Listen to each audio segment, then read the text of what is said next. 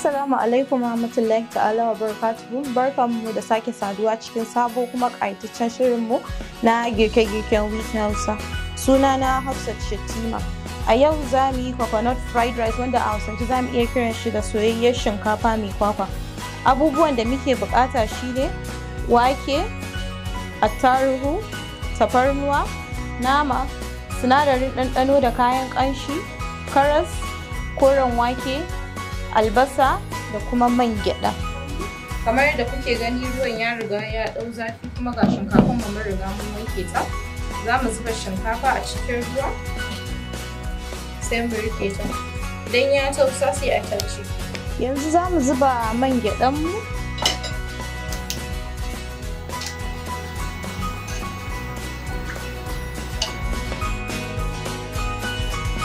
Sai mu ɗauko albasar mu zuba. Da ɗan bata tsoro.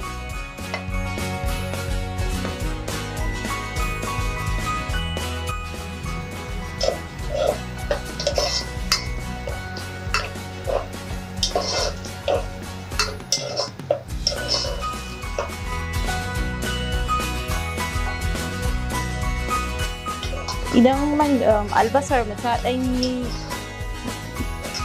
jajajaja sai mu sa kuma nama. Amma kamar yadda muke gani yanzu ba ta riga ta yi ba. To yanzu za mu saka naman mu.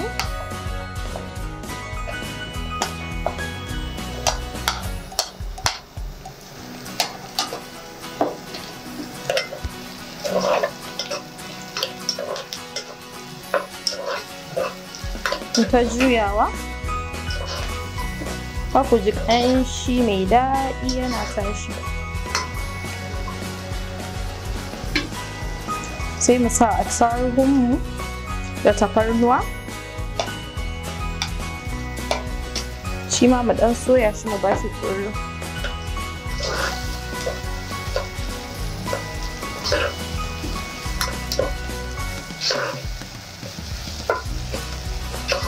To kamar yadda kuke gani mun riga mun soya kayan miyan mu.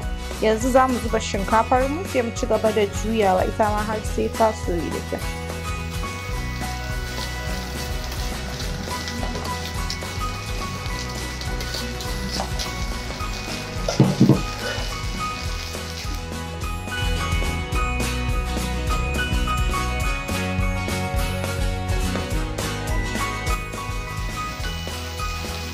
Yanzu za mu sa kayan ƙanshinmu, kori, magi, thyme,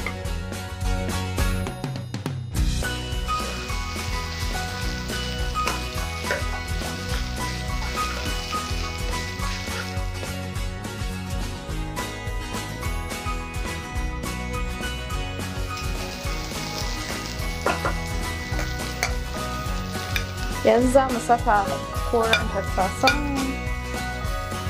koren wake da kuma karas.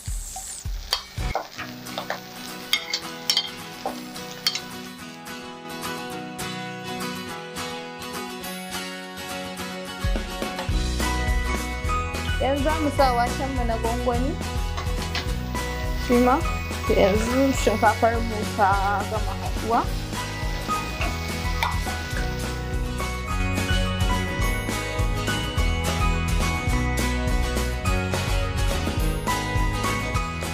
Yanzu mun gama abincinmu kamar yadda kuke gani. Za mu yi sabin ɗin shi a plate ɗinmu.